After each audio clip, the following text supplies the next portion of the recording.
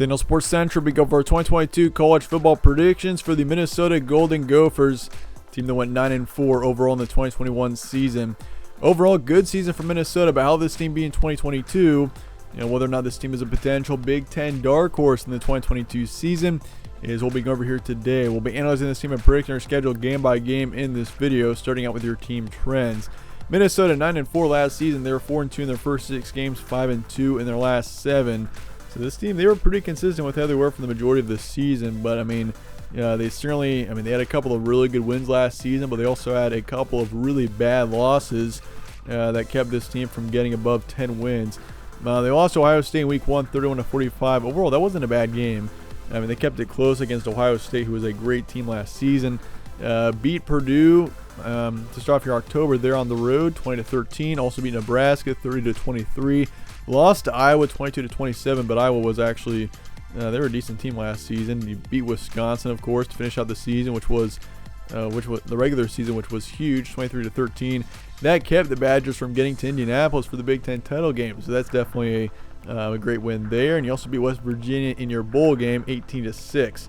And once again, as I mentioned before, this team, they had a couple of really good wins last season, like beating Purdue, Wisconsin, and West Virginia. But at the same time, this team also lost to Bowling Green at one point this season, 14-10. They lost to Bowling Green at home, which was a very ugly loss. It definitely was a huge concern at the time when this team had fallen to 2-2 because of that.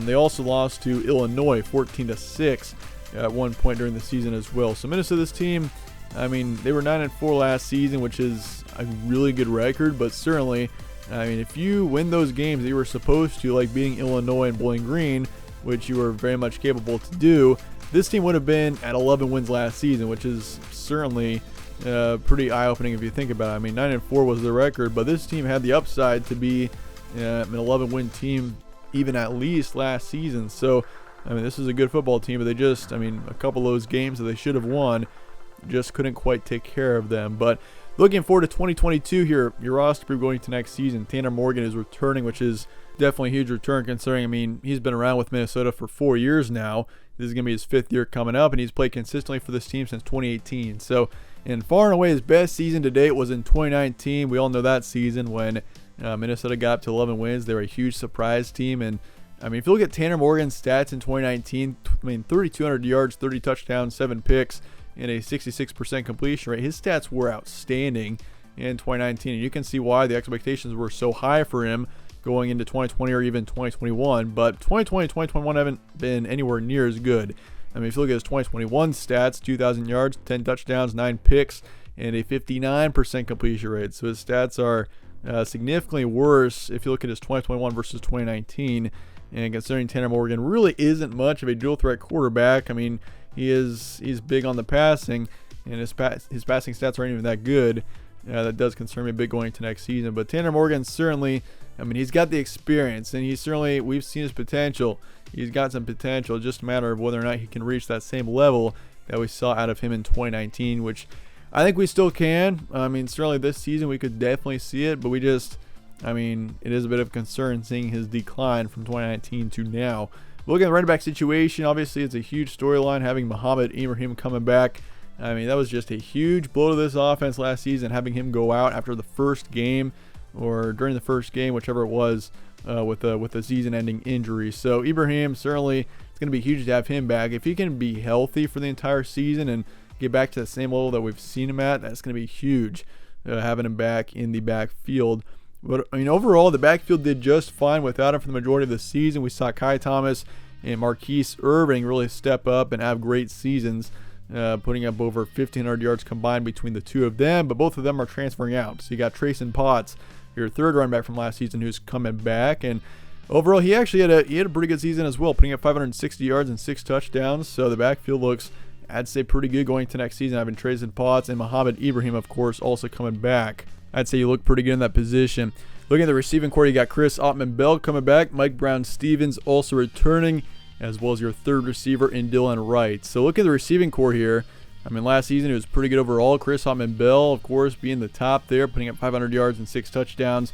And, of course, Mike Brown-Stevens putting up 390. And then Dylan Wright The third one putting up 360. So the receiving core has got some good depth going to next season. Once again, the backfield looks pretty good. And, of course, the quarterback situation with Tanner Morgan. Tanner Morgan can reach that same level that we saw out of him in 2019. This team they've got a very high ceiling going into next season. The offensive line is a bit of a concern. You lose 4 on there. You also lose 4 on the defensive line, 2 linebackers as well. So defensively you lose a whole bunch on your defensive line and a couple of linebackers. But, I mean, for the most part, Minnesota, this team looks good in the returning production category. I feel like, if you can get the offensive line figured out, that's obviously a crucial part to the offense. You can't forget about the offensive line. Tanner Morgan needs protection if he's going to be reaching that same level that we saw out of him in 2019, which is definitely needed for Minnesota. But this team, they do have a good amount of upside. I like how this team looks, and I feel like there's certainly a lot of potential here for the Gophers going to next season. Brings up the question, chances at a Big Ten West title in 2022. This team, they've gotten close a couple of times in the past couple of years. They just haven't quite been able to win that division quite yet. But will they in 2022? I feel like there's a chance here. The Big Ten West is wide open going to next season. You got, I'd say, 5 to 6 different teams that could win that division. You got Minnesota, of course. You got, Iowa, Wisconsin, both up there. Can't forget about Purdue. Even Nebraska, potentially dark horse in the division. And, of course, Northwestern. I don't think Northwestern's going to be too good, but they've won it twice in the past few years. So, you never know about them. So, yeah, Minnesota, I like this team's chances. I feel like they're definitely in my top 2, top 3 to win that division. But it's certainly going to be very competitive at the top there. Look at your transfer portal and recruiting going to next season. Of course, you got Lorenzo Surgers, defensive lineman coming in from Vanderbilt. You also got Ryan Stabb, defensive back, coming in from Abilene Christian. And, of course, if you look at, you do lose a few players. Burns, of course, linebackers off to SMU, and Emilian, a receiver, is in the transfer portal. But you also bring in Shannon Bishop, Garnell Jeffries, Quinn Carroll. Quinn Carroll could have a huge impact on this team coming in from Notre Dame. Keep an eye on him. And, of course, Bishop and Jeffries both on the defense. And then you got Filiaga, offensive lineman coming from Michigan. So the offensive line does add a few key players there that I certainly think could have an impact as soon as next season. So that's certainly big considering you're losing, 4 of your starting offensive line from last season. And you also got, of course, Marquise Irving, running back, mentioned him before. He's off to Oregon. And also Kai Thomas, he's off to Kansas. Brady Boyd is off to Texas Tech. Jaquandis Burns, once again, he's off to SMU. Bayer, offensive lineman, is in the transfer portal. Same with Jonathan Mann. Solomon Brown is off to Buffalo. And you also lose another receiver to Northern Iowa. Recruiting-wise, 49th in the nation, 14th in the Big Ten. So you're dead last in the Big Ten. You got 2 4-stars and 16 3-stars coming in. So the recruiting certainly could be better from Minnesota, but you do add a couple of key players there once again with your transfer portal. Most notably on the offensive line. I think the offensive line really benefits with Quinn Carroll and Chuck Filiaga coming in, and of course you can't forget about Jeffries or Bishop. So certainly you got a couple of players coming in from the transfer portal, but recruiting wise could be better. But that said, let's look at your schedule now going to next season. You got New Mexico State to start off the season on September 1st, Western Illinois to follow. You got Colorado at home as well. Michigan State to finish out on the road, and your first conference game of the season in September. You got Purdue at home, Illinois on the road, Penn State on the road, Rutgers at home, then Nebraska on the road to start here in November, Northwestern, Iowa both at home, and then Wisconsin on the road to finish out your season. So looking at September here, you got New Mexico State, Western Illinois, both easy wins I feel like there. Colorado potentially could be a yellow game. I thought about putting that game in yellow, but Colorado next season, I don't expect them to be very good at all. Probably in the 4 to 5 win range. Maybe they get up to 6 wins. I'd say max. Yeah, I got Colorado. I'm not very confident in them. So I feel like Minnesota does take care of them by a couple of touchdowns there. Michigan State on the road. Michigan State's a team they surprised a bit last season, and I don't know if they'll be quite as good in 2022, but there certainly is potential there. So Michigan State, I'm going to pick the Spartans to win that game there in a close one. I do think that's a competitive matchup, but in the end, Michigan State gets the win. So you're 3-1 heading to October. I'd say that's a pretty good situation overall.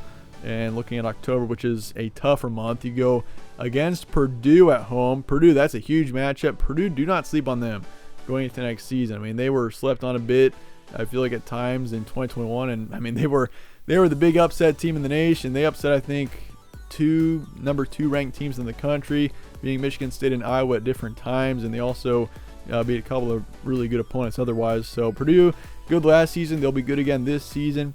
But I do think Minnesota does beat Purdue in a close one at home. And then you go to Illinois. I'm going to put that game in yellow, but I certainly want to favor Minnesota there. And then you go to Penn State the week after that. I will favor the Nittany Lions there, even though I feel like that's a pretty even matchup skill-wise. Penn State and Minnesota both, I think, will be kind of in your 8 to 9 win range next season. And then you got Rutgers. I'm going to say easy win for that one there. So you're 6-2 heading into November. You got Nebraska on the road. I am on the fence about the Nebraska game. I mean, it's on the road. It's a tougher place to play. Nebraska potentially could be maybe in that 6 to 8 win range next season. I do think Nebraska gets to a bowl game. They finally get over that hump this season, and they'll be a decent team. Plus, I mean they got a tougher place to play. So I do think Nebraska does pull off a close one there on November 5th. You beat Northwestern by a couple of touchdowns. You beat Iowa at home, which would be a huge win. And then you got Wisconsin on the road to finish out the regular season. And that's a matchup that I definitely could see coming down to being a potential Big Ten West championship, kind of similar to how it's happened in the past. And with it being on the road in Wisconsin, I do want to favor the Badgers there. Wisconsin, I feel it could actually be improved next season versus how they were in 2021. So I will take Wisconsin to win that game there at home for them. So 8-4 is my record for Minnesota. I feel like 8 to 9 wins is extremely reasonable for Minnesota next season. I personally got them at 8 wins though right now, even though definitely a couple of those games, I mean that Nebraska game especially, could easily be flipped. But let me know your thoughts in the comments below on Minnesota. I appreciate you guys all watching as always. Stay tuned for more from All Sports Central. Catch you on the next one.